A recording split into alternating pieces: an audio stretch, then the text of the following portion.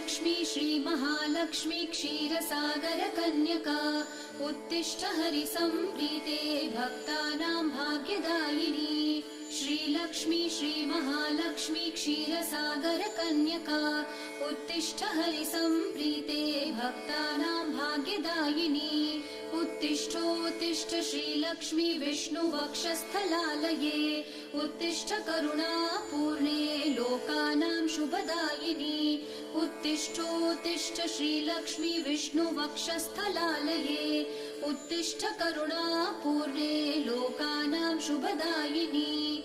श्रीपद्ममध्यवसिते वरपद्मनेत्रे श्रीपद्महस्तचिरपूजितपद्मपादे श्रीपद्मजातजननी शुभपद्मवक्त्रे श्रीलक्ष्मी भक्तवरदे तव सुप्रभातम्।